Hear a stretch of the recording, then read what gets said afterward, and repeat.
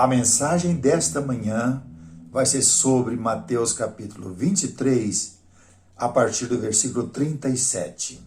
É uma mensagem firme, dura, onde Jesus esclarece e nos alerta, como alertou aquelas pessoas dos dias que ele estava vivendo.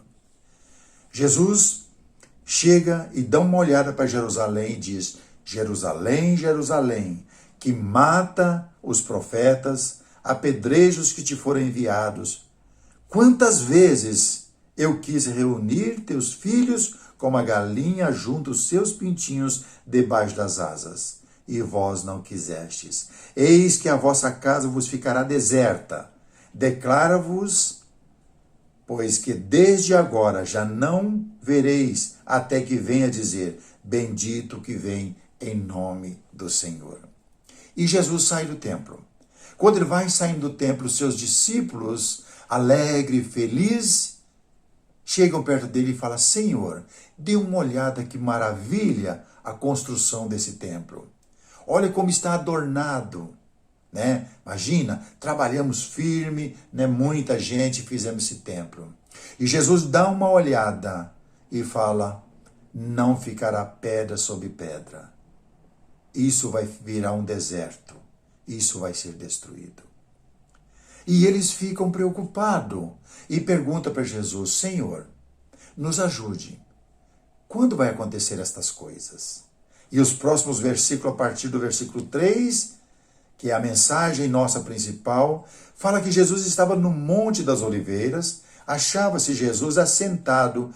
Quando se aproximou dele, os discípulos, e em particular, lhe perguntaram: Senhor, diz-nos quando sucederão estas coisas. Senhor, quando vai acontecer a destruição do templo? E que sinal, haverá da tua vinda? Segunda pergunta. E quando o Senhor vai tomar vingança? Quando vai ser destruído isso? Senhor, e a consumação do século? 3 perguntas. Jesus aqui deu uma resposta de 3 perguntas para os seus discípulos em particular. Aí Jesus começa a esboçar a primeira pergunta deles. E eles lhe respondeu: vede que ninguém vos engane. Fique atento, porque olha, eu vou voltar aos céus e vocês não vão ter o presente aqui, mas vocês vão continuar aqui. Eu não vou levar vocês comigo agora. Vocês têm uma missão a cumprir aqui na terra, é espalhar o evangelho por todos os lugares. E Jesus vai conversando com eles, e eles respondeu: vede que ninguém vos engane, porque virão muitos em meu nome, dizendo: eu sou o Cristo, e enganarão a muitos. E certamente ouvireis falar de guerras, rumores de guerras. Vede, não vos assusteis, porque é necessário assim acontecer, mas ainda não é o fim. Lembra que ele não está respondendo. Ele começou a dar a resposta na primeira pergunta. Ainda não é o fim. Está vindo guerras, rumor de guerras, muitas pessoas vão fazer isso, fazer aquilo, para tentar enganar ao máximo. Isso é o maligno trabalhando. E ainda não é o fim. Porque se levantará nação contra nação, reino contra reino, haverá fome, terremoto em vários lugares. Porém, tudo isto é o princípio das dores. Olha, que sinal nós temos? Princípio das dores. Então, fique atento, Jesus está conversando com eles, naquele período. Porém, tudo isso é o princípio das dores. Então sereis atribulados e vos matarão, sereis odiados de todas as nações por causa do meu nome. Nesse tempo, muitos hão de se escandalizar, trair, odiar uns aos outros. Levantar-se-ão muitos falsos profetas e enganarão a muitos. Vão prender vocês, vão matar pessoas. Aí você imagina, por que é que João escreveu o Apocalipse naquela linguagem? Justamente foi para que os santos pudessem entender o que estava para acontecer, né? João era o mensageiro do Senhor, que é o discípulo amado. João já estava falando isso. E nós percebemos que foi um sofrimento muito grande para os primeiros discípulos. O Coliseu, que ainda tem um resto das suas ruínas lá em Roma, Era um palco de espetáculos para cristãos, pessoas que não confessavam que confessavam Jesus como Senhor e não negavam.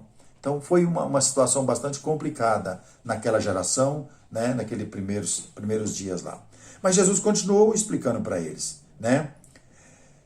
E por se multiplicar a iniquidade, o amor esfriará de quase todos. Aquele, porém, que perseverar até o fim, esse será salvo. Então, naquele período mesmo, né? E será pregado este evangelho do reino por todo o mundo, para testemunho a todas as nações, então virá o fim. Então, vocês vão pregar. O mundo daquela época era aquela região inteira lá. E nós sabemos que antes dos anos 70, o evangelho atravessou as fronteiras e chegou em muitos lugares. Logo depois que Jesus subiu ao céu, já tinha muita gente convertida. Né? A perseguição, quando você lê o livro de Atos, você percebe que foi rapidamente. Já tinha carta escrita para várias igrejas em vários lugares e os irmãos estavam pregando. A perseguição da igreja em Atos capítulo 8 levou o evangelho para muitos lugares, muitas outras nações. E muitas pessoas se converteram, né? Mas Jesus ainda não terminou ainda. Ele continua falando na primeira pergunta: que sinal nós vamos ter destas coisas? Quando, pois, virdes o abominável da desolação, de que falou o profeta Daniel no lugar santo, quem lê entenda. Então os que estiveram na Judéia, fuja para os montes, quem estiver sobre o eirado, não desça a tirar de casa alguma coisa, e quem estiver no campo, não volte atrás para buscar a capa, ai da que estiverem grávida das que amamentarem, né? Por quê? Naqueles dias seria muito difícil. Orai para que a vossa fuga não aconteça no inverno, nem no sábado. Pois bem, com quem Jesus está falando? Com aquela geração. As portas das muralhas de Jerusalém, cidade fortificada, era fechada. No sábado não se podia fazer nada. A lei proibiu o trabalho no sábado. Isso é mandamento do Senhor. As que estiverem grávidas, o que tem a ver se uma mulher estiver grávida ou Jesus voltar? Não tem nada a ver. Mas naqueles dias teria. Como é que vai correr com gravidez? E no frio, no gelo, como vai acontecer? Quem estiver no campo, não volte, porque a cidade vai ser atacada. Lá procura fugir para mais longe. Então, estes são os primeiros sinais. Quando vocês ouviram o abominável da desolação, que falou o profeta Daniel, então, alguma força ia chegar de fora. E lembra que na época dos dias de Jesus, quem era que estava com maior força? Qual era o maior reino na época? O Daniel também falou sobre isso. Era os romanos. Lembra daqueles filmes gladiadores? Aqueles homens que entravam na arena, forte, matava para ver, né, a pessoa ser destruída mesmo, sem pena, sem nada. Então os gladiadores, se você já viu algum filme, você vai lembrar como é, ou como era nos dias de Jesus. Esse era o problema sério. Jesus continuou conversando com eles, ainda tentando dar a resposta da primeira pergunta. Porque nesse tempo haverá grande tribulação. Qual o tempo? Tempo daqueles dias lá. Grande tribulação, como desde o princípio do mundo até agora não tem havido, nem haverá jamais. Não tivesse aqueles dias sido abreviados, ninguém seria salvo. Mas por causa dos escolhidos, tais dias serão abreviados. Então, se alguém vos disser, eis que o Cristo, eis o Cristo, ou ele, não acrediteis, porque surgirão falsos cristos, falsos profetas, operando grandes sinais e prodígios para enganar, se possível, os próprios eleitos. Veja que tenho vos predito. Portanto, se vos disserem, eis que ele está no deserto, não vá, não saia para ir atrás.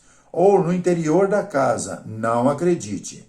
Porque assim como o relâmpago sai do oriente e se mostra até o ocidente, assim há de ser a vinda do Filho do Homem. Onde estiver o cadáver, aí se ajuntarão os abutres. Então, Jesus vai vir. Mas não é o fim ainda. Ele veio para aquela geração. E agora ele vai explicar a segunda parte. Senhor, mas o senhor vai vir? A segunda parte ele explica a segunda pergunta. Logo em seguida, a tribulação daqueles dias. Vem a tribulação, vem o sofrimento, vem Jerusalém ser atacado. Logo em seguida, logo assim em seguida, o que vai acontecer com aquela geração? Os escolhidos já foram avisados e saíram fora. Logo em seguida, a tribulação daqueles dias, versículo 29 do capítulo 24 de Mateus. O sol escurecerá, a lua não dará sua claridade, as estrelas cairão do firmamento e os poderes do céu serão abalados. Então aparecerá no céu o sinal do Filho do Homem. Todos os povos da terra se lamentarão e verão o Filho do Homem, vindo sobre as nuvens do céu, com poder e muita glória. E ele enviará os seus anjos com grande clangor de trombeta, os quais reunirão os seus escolhidos dos quatro ventos, de uma e outra extremidade dos céus. Então, para aquela geração, o sol não mais brilhou, a lua não mais deu sua claridade, as estrelas do firmamento não têm mais a beleza da qual nós admiramos hoje, e Jesus voltou e tomou vingança sobre aquela geração. Quando foi isso? Por volta dos anos 70. A rejeição que aquela geração teve do próprio Deus que se fez carne e veio aqui, foi uma situação complicada. Ai daquelas pessoas que rejeitaram Jesus, que não lutaram para ficar perto dele. Sabemos que essa geração realmente sofreu amargamente. Ele fala que não houve tamanho sofrimento e nem haverá mais. Agora, Jesus vai voltar um dia. Vai voltar um dia para terminar, que é a terceira pergunta que eles fazem, né? Mas Jesus continua ajudando eles ainda na segunda pergunta que eles fizeram. Olha o versículo 22. Aprendei, pois, a parábola da figueira. Quando já os seus ramos se renovam e as folhas brotam, sabeis que está próximo o verão. Assim também vós quem? Aquela geração, e aos discípulos, né? Assim também vós, quando virdes todas estas coisas, sabei que está próximo às portas. Qual portas? As portas da cidade de Jerusalém. Porque Roma vai chegar, vai fazer um cerco. Não é a primeira vez que é destruído. A cidade já foi destruída. Mas agora, nos anos 70, se você é curioso, leia os livros históricos. Tem livro escrito. Essa mesma narração que está aqui, narrativa, tem outros livros escritos. Você vai ver como foi muito triste e difícil. Está próximo às portas, quer dizer, o abominável da desolação está chegando. Por isso, vocês devem orar para que isso não aconteça nem no inverno e nem no dia de sábado, porque senão ninguém escapa. Ai daquela que estiverem grávida, tudo isso vai vir na presente geração. Orai para que isso não aconteça. Então vocês ficam atentos, respondendo para eles. E aí ele diz no versículo 33, assim também, vós, quando virdes todas estas coisas, sabei que está próximo às portas. Em verdade vos digo que não passará esta geração sem que tudo isso aconteça. Não é a nossa geração. É a geração daqueles dias que Jesus está conversando com eles. Agora eu vou falar uma outra coisa que é muito triste. Muitas pessoas hoje entenderam e estão pregando erradamente este capítulo 23 e 24 de Mateus. Pregando Aí é usando a guerra da Rússia contra a Ucrânia e alguns terremotos, como aconteceu agora na Turquia, né? E aí, mas não é isso, não tem nada a ver com isso. Porque quando Jesus voltar agora, não vai voltar naquele povo, ele vai voltar para todos os povos. E a situação é diferente.